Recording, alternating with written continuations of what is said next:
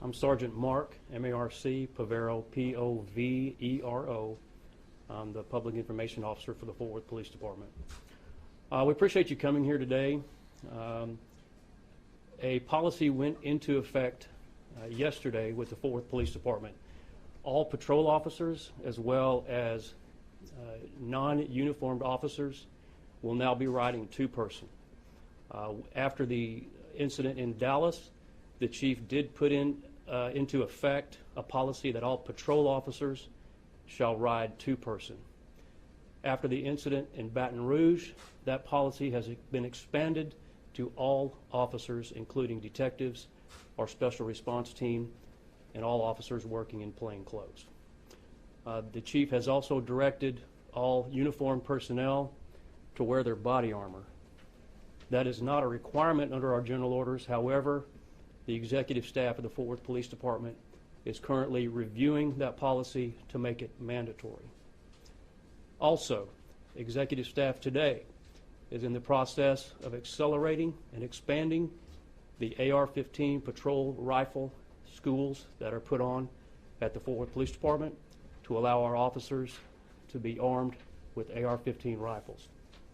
At this time, I'll take any questions.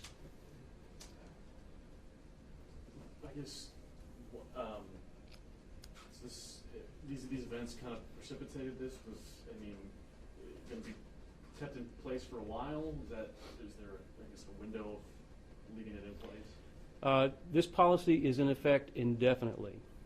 The current culture within the country that is putting officers at risk has precipitated this, and until that culture changes, all Fort Worth police officers will be riding two-person.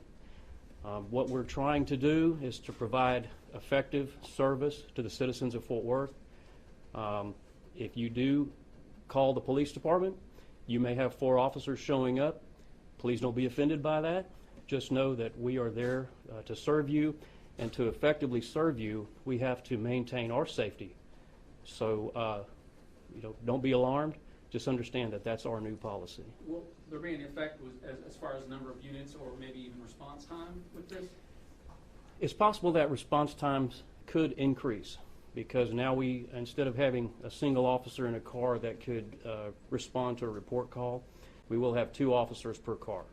So it is possible that response times could increase. However, having 2 officers in a patrol vehicle also alleviates the need for a backup unit. So it's hard to say right now whether response times will increase significantly, but that could be a possibility. Having patrol officers riding 2 in a car, I mean, there have been times when that has actually happened previously. Can you just describe, what instances prior to this new policy going into effect that we would have officers riding 2 in a car, or 2 motorcycle officers riding side by side with one another? Sure. As far as the motor unit is concerned, that's typical for them to ride two-person. Having 2 officers and a motor patrol, that's been going on as long as I've been here. As a former motor officer, I can tell you that is not unusual. The last time that we had issues relating to 2 persons to a car was when the Harris County deputy was killed at the gas station in Houston. At that time, it wasn't department policy. However, supervisors in the field did make the decision to allow officers to ride two-person. Now, that didn't last very long, but it did give the officers comfort in knowing that they had someone there immediately in case something went wrong. Why'd you stop? I'm sorry? Why'd you stop? Well, at that time, the culture that we're seeing now was not as prevalent. We understand that we're always cognizant of our safety concerns in the field as police officers. At that time, it appeared to be the first actual murder or assassination of a police officer, and so we really didn't know what the future was going to hold. Now, we know. So the chief is being proactive, and let me also state this. Officers riding two-person in the United States is not uncommon. Here in the Fort Worth Police Department, that is our new reality, and it's going to be that way for the foreseeable future. Will there be cutbacks or reassignments from other departments to cover for this, or people being reassigned or anything? There was a directive by the chief of police prior to the Dallas incident. Because our call loads do increase in the summertime, the chief did direct that detectives as well as administrative personnel would be handling patrol duties. Myself and my staff on the public relations team will be in the field. Detectives will be going into the field, and that is to provide proper and adequate service to the citizens of Fort Worth. Once we get our academy classes into the field, we have 2 classes that are now in field training, and we have one that's set to graduate this Friday. Once we get all those officers in the field, we should be fully staffed, except for attrition until the new fiscal year in October. Until then, administrative personnel, detectives, folks that are not normally working the street will be out working the street. Will this imply the need to hire more officers in the future? Well, we're always hiring. We're always looking for good people who want to stand on the thin blue line. That being said, we had a test 2 weeks ago. We had several hundred people that showed up for that test.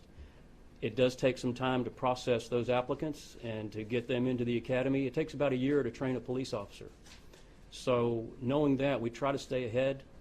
But right now, as soon as the fiscal year comes in October, we'll start another academy class.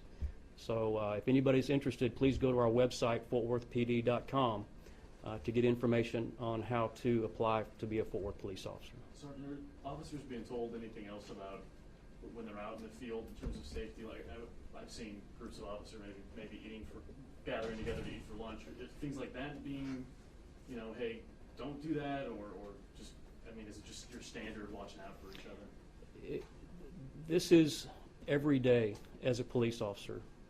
We always watch out for each other. We never sit with our back to the door at a restaurant.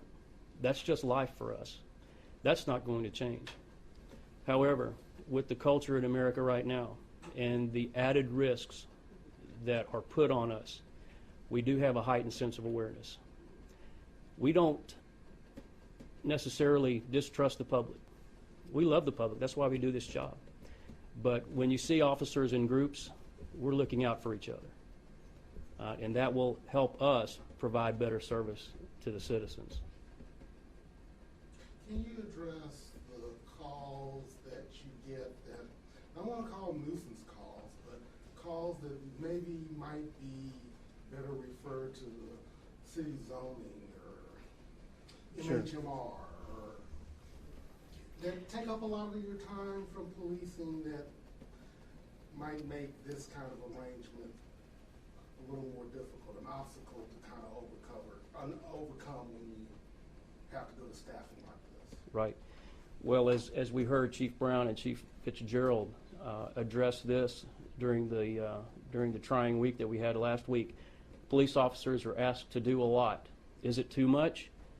I don't know. I'm not the one to make that decision, because our officers do what they're asked to do. And if that's too much, then we need to see some changes. But as a patrol officer or as a sergeant, I'm going to do what I'm asked to do. Some people may see that as too much, and I'm glad that Chief Fitzgerald and Chief Brown acknowledge that. You mentioned you guys do this because you want to serve the community. What kind of community outreach is still going on? I know community policing has been a focus of this department to make sure that these terrible incidents that have happened to officers elsewhere doesn't happen here by that engagement and positive Absolutely. interactions. Here at the Fort Worth Police Department, we do community forums in each of our patrol divisions. All 5 of our patrol divisions will conduct community forums. Everybody in the city of Fort Worth is welcome to come. I know protests in the country, protesters have stated they want a voice. Here in Fort Worth, we've given the citizens a voice, and we've been doing it for decades. And so that's why we have such a good relationship with our community, because we do community forums. We do outreach. We have neighborhood police officers that go into these neighborhoods and speak directly with citizens face to face in their homes. So we've been listening to the citizens for a long, long time. If you want to know how to do community policing, come to Fort Worth and we'll explain it to you. We have a great relationship with our citizens, and that's why, because we have been listening and we respond. But still, you guys are on edge. Absolutely, as is everybody in the country who wears a badge. Have you had any minor incidents towards officers in the patrol cars, or, I know, I mean, nothing similar to what happened in Dallas and Baton Rouge, but have you had any reports of minor incidents towards officers locally? Well, we've had vehicles that have been damaged, and we can't at this point, because those offenses are still under investigation. We can't determine who is exactly responsible. But to us, those vehicles are damaged as maybe frustration from somebody who wanted to take it out on a police vehicle. But like I said, those cases are still under investigation, but that is occurring. Can you elaborate a little bit about the body armor? Are you talking about the bulletproof vests or any other measures that are going to take? And how many of your officers do you think that are going to start wearing them for now? Well, the ballistic vests that we have are issued to each officer in the academy every 5 years. We do a complete reassignment of these vests. So once they hit 5 years, officers are issued new vests. As far as how many officers will wear the vests, I can't tell you. I wear mine. I want to go home to my family at night. I know other officers probably who have not worn them are wearing them.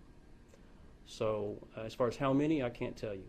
But I know our officers may be watching this, and I would encourage each of them to wear their vest. I know you've been here this morning, but I imagine this is what every officer's talking about, not just here, but probably across the country, what happened yesterday. And Yes. obviously Dallas. I guess, is it advice? Is it just sort of talking things out? Because you guys are, I'm sure, emotionally dealing with this, not just while on the job, but at home. That takes a toll, I'm sure, on officers. It's emotionally draining. At any time, you can break down. Law enforcement is suffering right now. We appreciate prayers. We appreciate your thoughts. But more than that, we appreciate your action.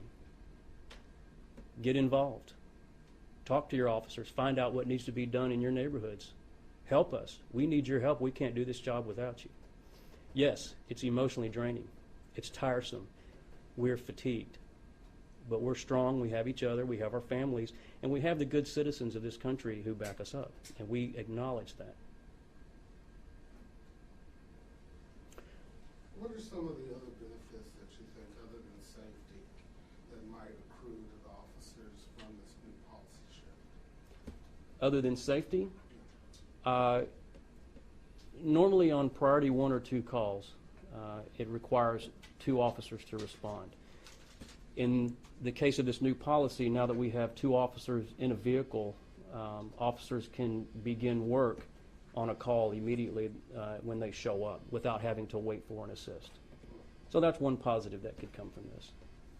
As far as maybe an officer, when they arrive on scene of a violent situation, unless it's an active shooter, they're encouraged to wait on their assist for safety. Because of this 2-officer policy, officers can immediately engage with a threat on any scene. Code Blue, I think, maybe often rides with officers. Ride-alongs are done, obviously, because there's no place for them to sit. Is that fair to say? Well, that's not something that's been considered. I would imagine that all ride-alongs have been suspended until this 2-officer policy is relaxed. Anything else? How many officers do you have in your force? We have over 1,600 officers. And you're hiring. And we're hiring. We're always hiring. We're always looking for good people, especially people from neighborhoods, high-crime neighborhoods that want to make a difference. When was the last time that your authorized force was expanded? I'm not sure about that. That's up to the city council. You may want to speak to someone at city council. Thank you very much. I do want to allow you to speak with Sergeant Rick Van Houten. He is the president of the Fort Worth Police Officers Association. Rick.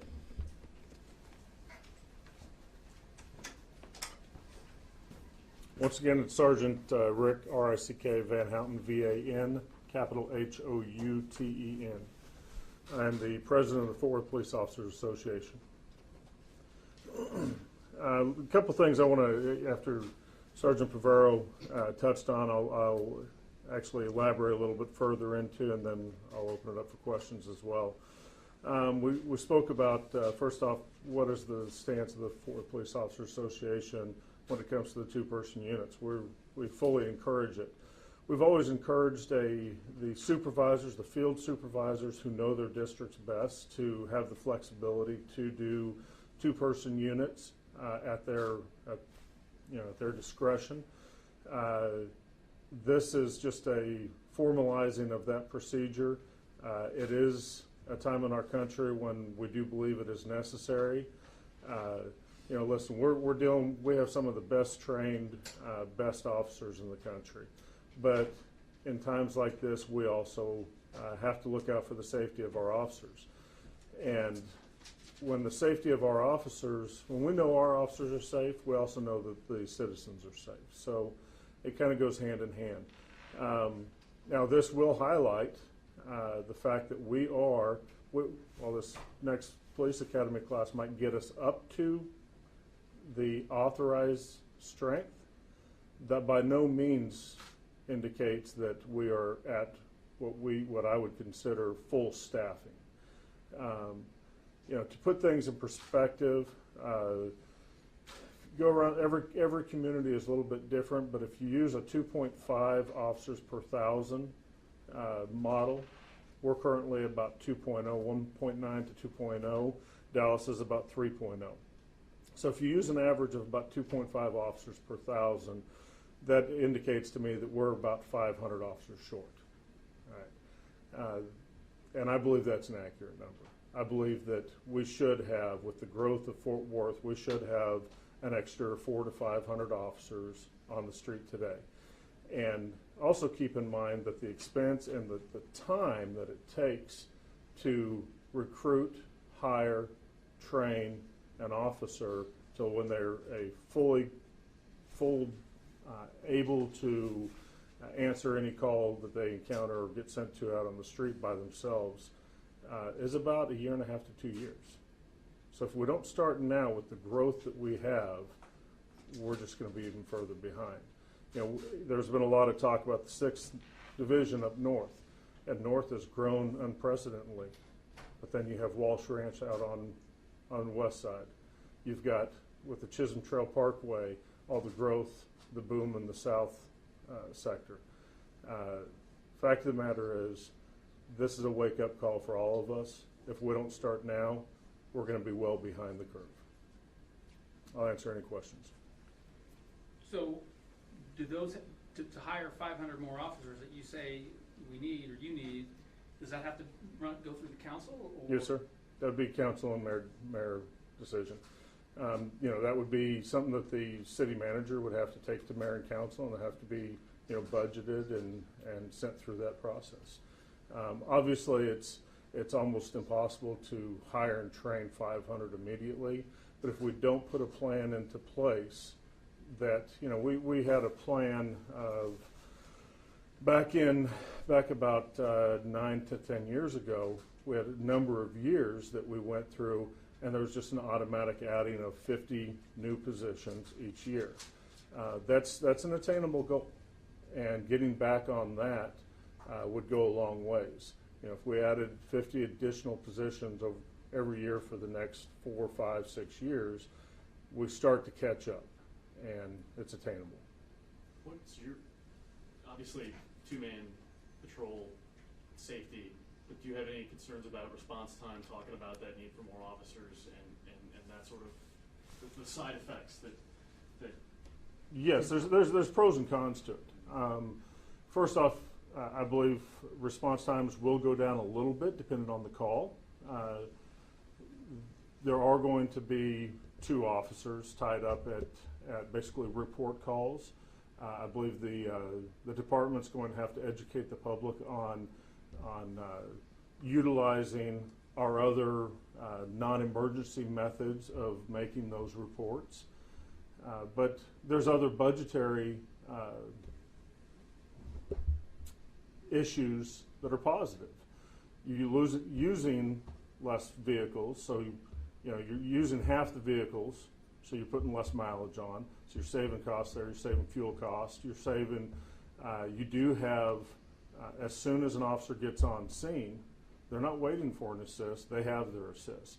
So on the high priority calls, I think you get actually better service. So there, I think you have to look at the total picture. But it will highlight, I believe, that how short staffed we actually are.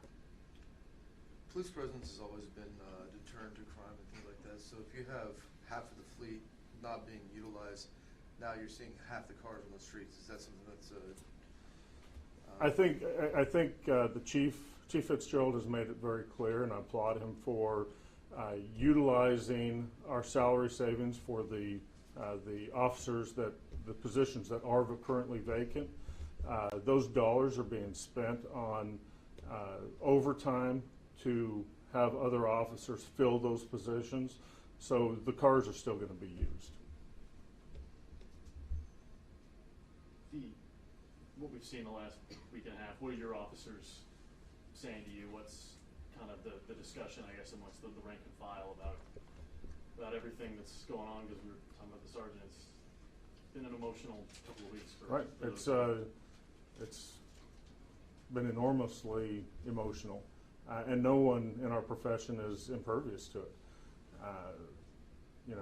It's 5 funerals in 1 week. That hits close to home. It's hard. As an association, we work hand in hand with the Dallas Police Association and the labor groups over in Dallas. They're friends of ours. They're hurting.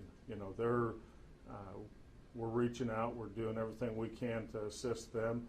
Keep in mind that 3 of the 4 Dallas officers were Tarrant County residents, 2 in Fort Worth and 1 in Burleson. That's close to home.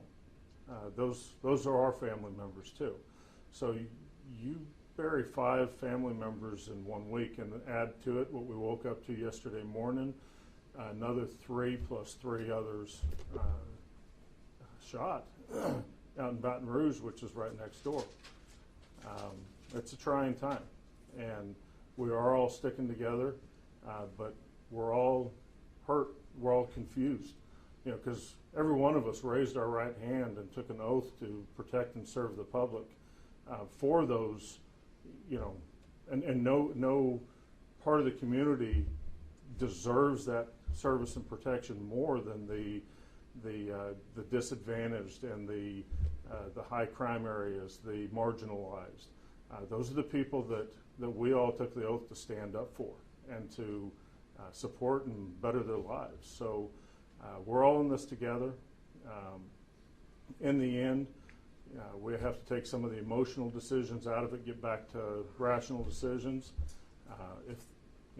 We all know that unity is the only way that we're going to get through this. We have to stick together. We have to ensure we're working with our communities, and we're bringing everybody together in an inclusive environment. Are you guys reaching out to Baton Rouge Police for support? We are. I have been unable to contact my counterparts out there as of yet, but I will continue trying today as well. And I'm sure we will have Fort Worth officers travel to Baton Rouge for those funerals. Have you had any resignations in the light of this recent events? No, ma'am. Cops don't run. And as the sergeant was saying, you guys are always hiring, and I'm sure We are. things like this kind of bring people that maybe were thinking about it. Okay, I'm going to do this and work for my community. Some it does. It's times like this that if your only interest is looking for a job, a paycheck, I don't think you're going to come, and nor should you, if that's all you're interested in. The person that really wants to step up and service the community and protect the community, those people are going to come. What else? Thank you. Appreciate it.